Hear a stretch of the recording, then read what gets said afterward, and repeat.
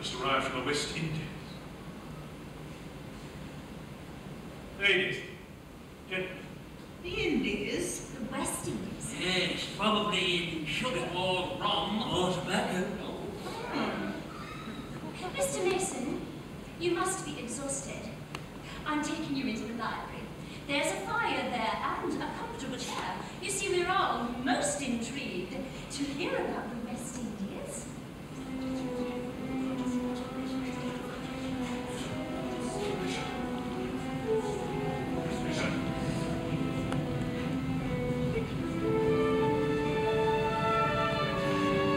Are you ill, sir? What is it, sir? Will you ease my trouble? If you tell me how, When once you've offered your sweet shoulder, you can have it now. Please take my arm, sir. Let me comfort you. Jane, I wish that we were far away, on a quiet island in a distant country, living day to day.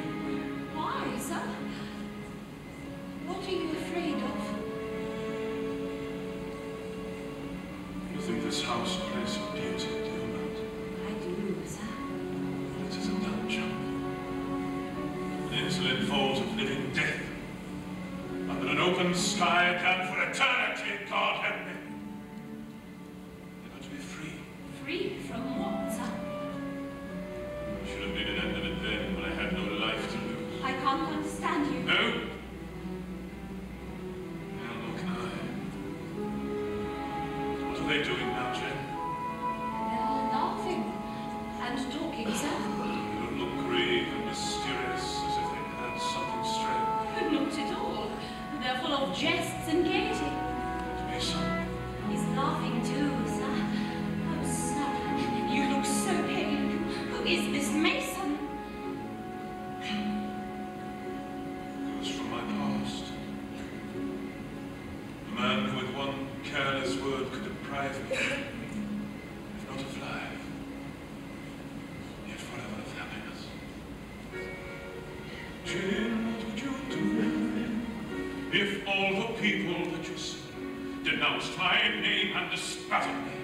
I would comfort you. Oh, Jane, what would you do if there was something I had done to make them leave me one by one? I would never lose faith. I would never lose heart. I would stand by your side.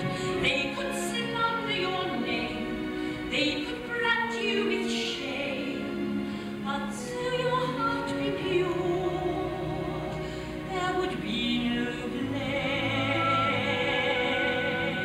blame. Mr. Rochester, your guests have retired for the evening. Shall I lock up? No. Go to bed. I'll lock up. Yes, sir. Thank you, sir.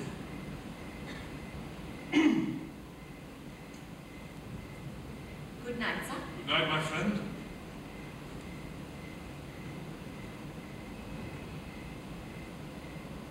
My Jane.